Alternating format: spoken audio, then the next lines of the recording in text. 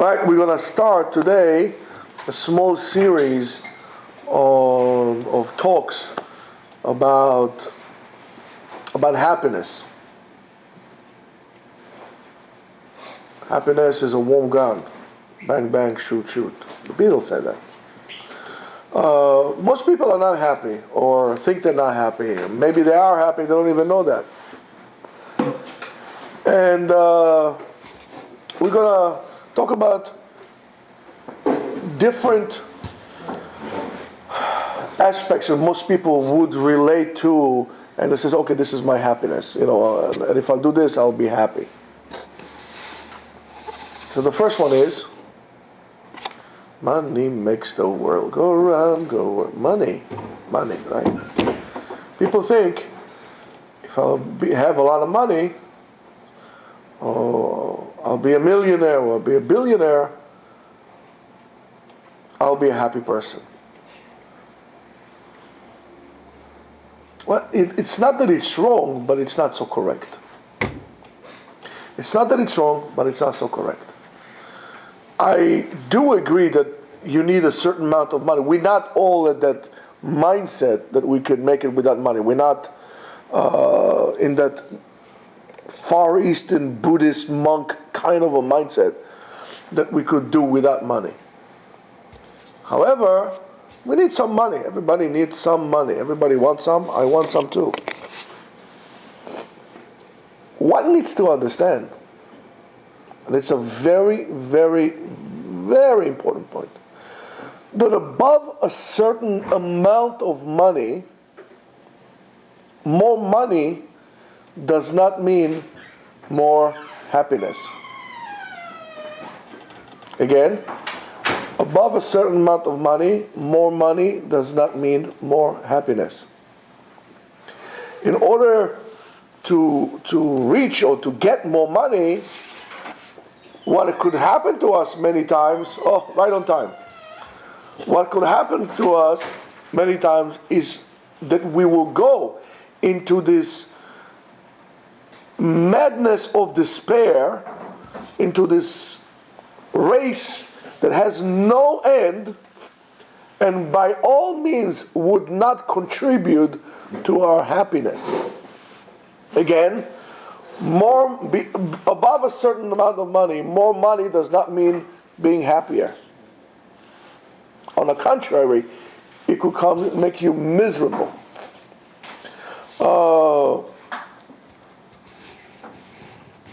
In certain aspects, for example, if we're talking about friends, etc., you could put less effort and become happier.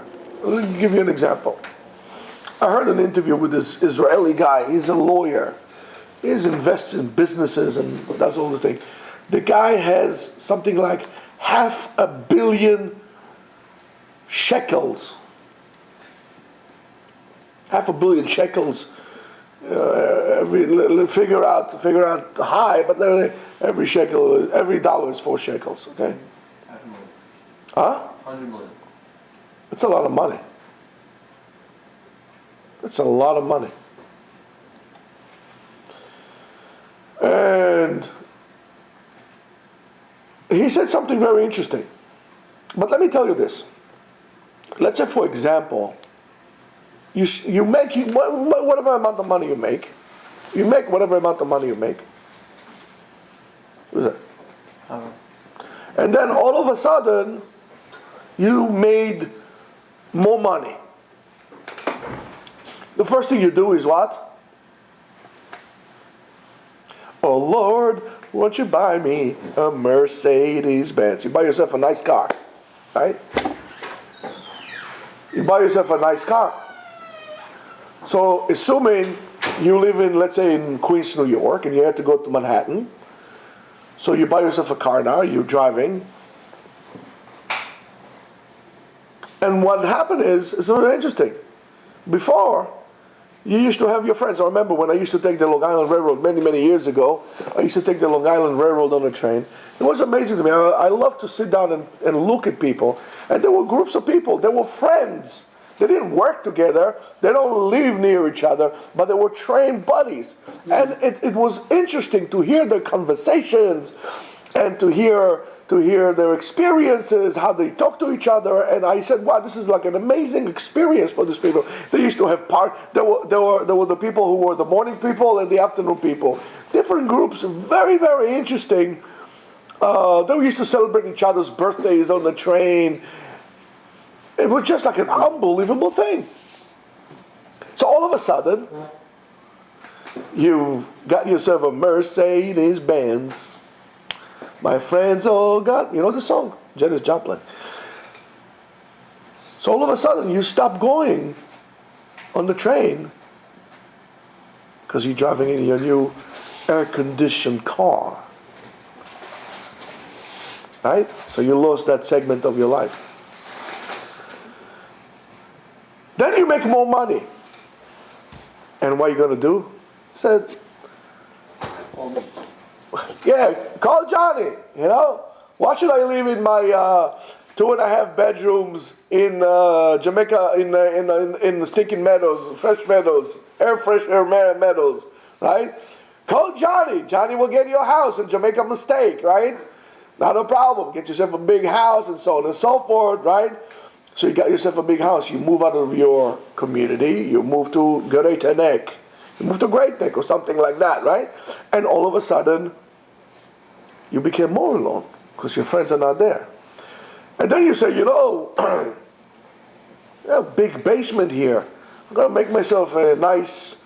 Man cave. And a man cave, yes. Make myself a man cave. No man cave.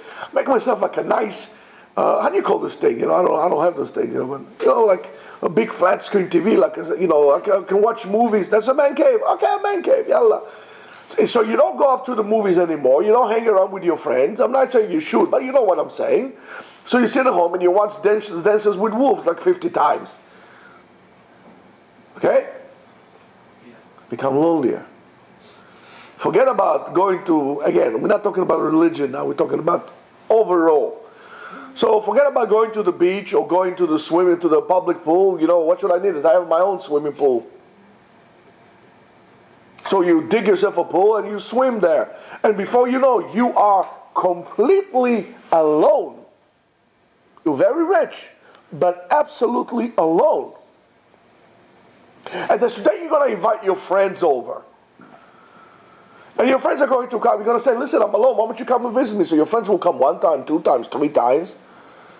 And it's going to die because what they're going to do, they're going to invite you. You live in this big mansion. They're going to invite you to the 2.5 bedrooms in a somewhere, you know, like a small cape. You living in a mansion, and they feel embarrassed. So all of a sudden, those good friends that you have are lost,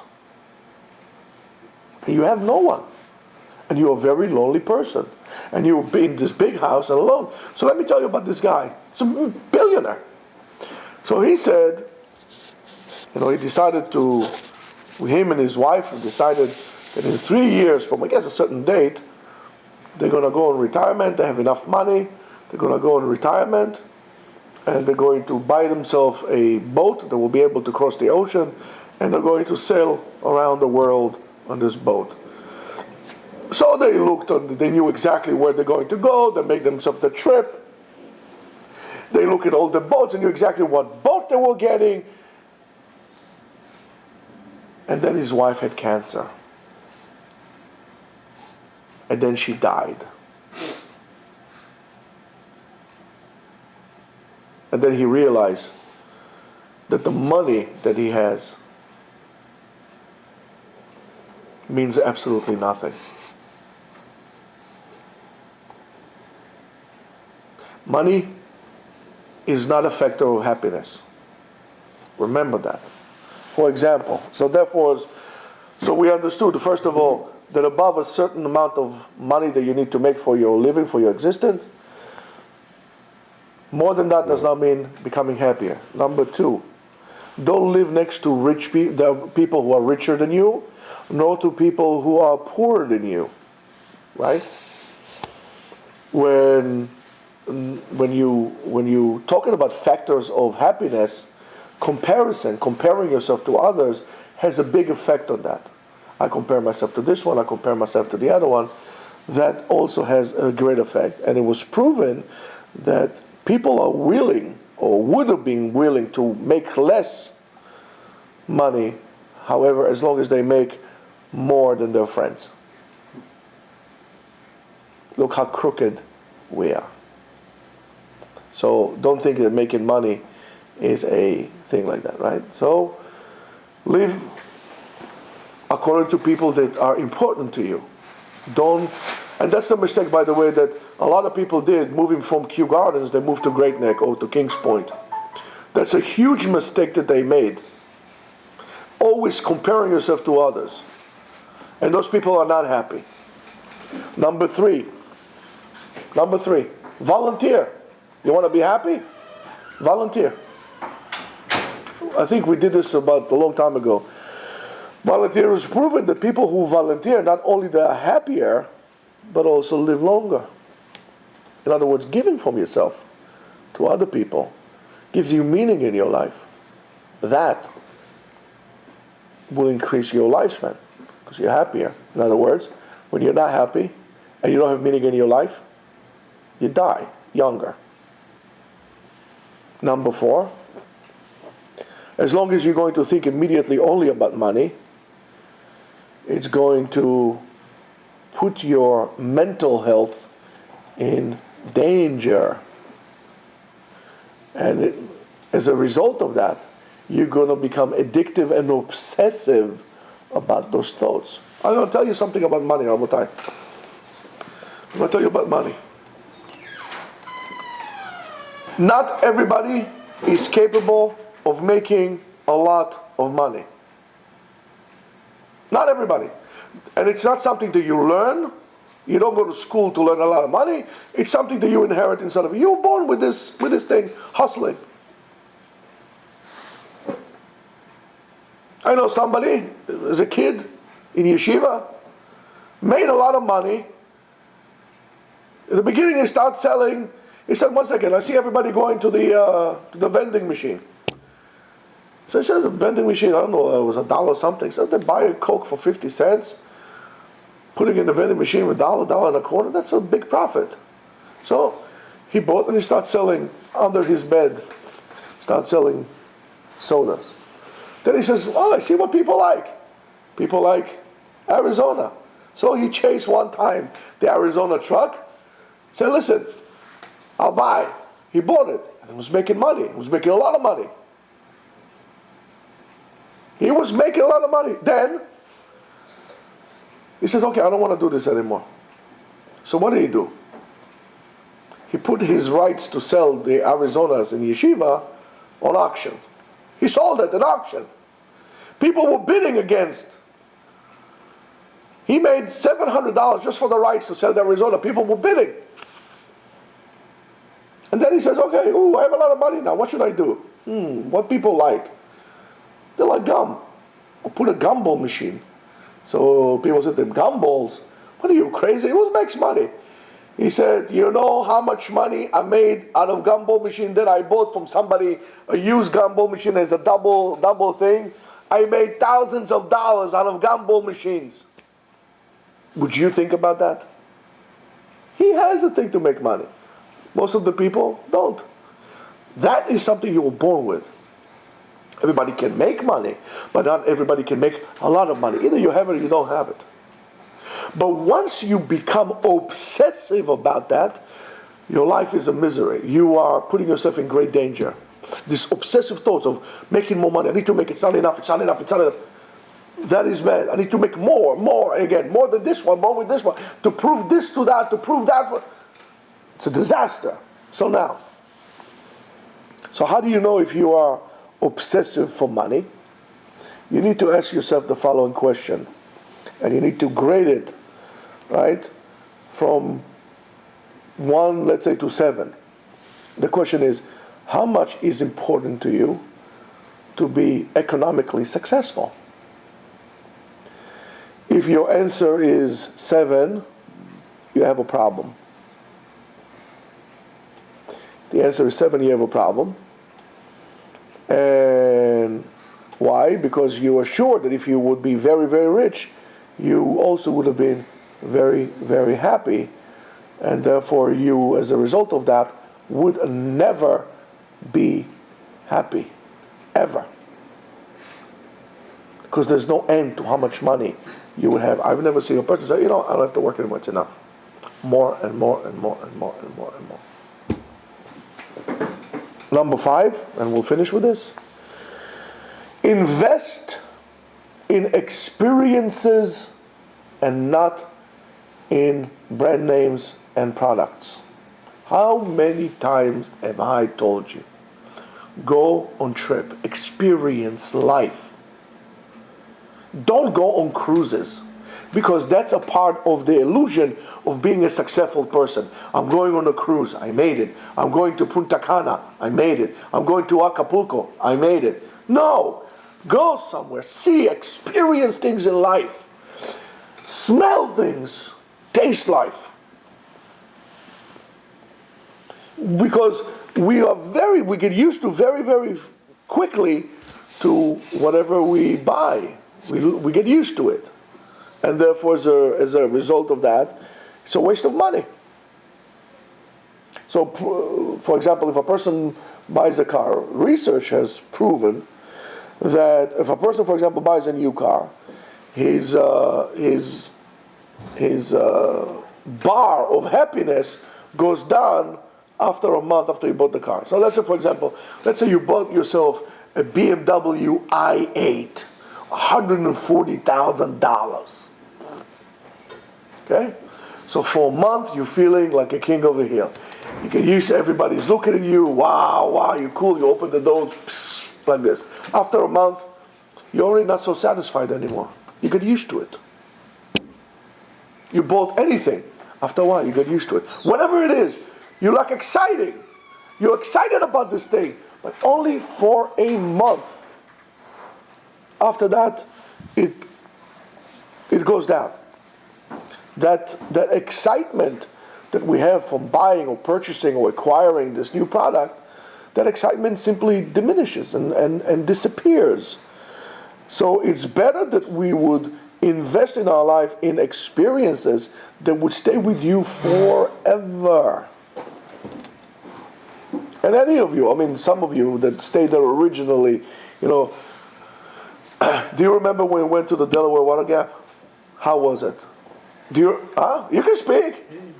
Beautiful. Remember when we went in the rain? It was all wet. We got all wet. How was it in the water? Remember the water? Okay, remembers the water. Do you remember when you went with Itzhak to hiking over there? How was it? Great. How was it hiking in upstate New York when you went to Niagara Falls and everything? Wonderful. Do you ever going to forget this? Remember when you went with your brother to Arizona and he almost drowned? And you saved his life. How was your experience in Arizona? It was amazing. Do you like the Grand Canyon? How about horses? That you remember, right in the horses. Oh, them cowgirls. Oh, I love them. Right? That's what you remember. How was the ride, let's say, to New Mexico?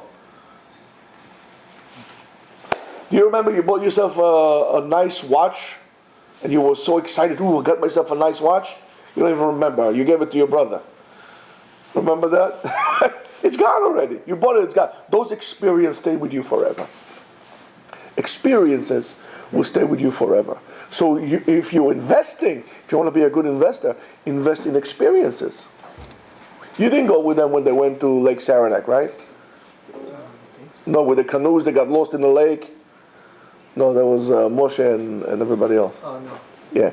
So, for example, and it does not have to be necessarily such a big thing. It could be, it's wonderful. But even if spending some quality time with your friends, sitting down, taking some time, that also is important.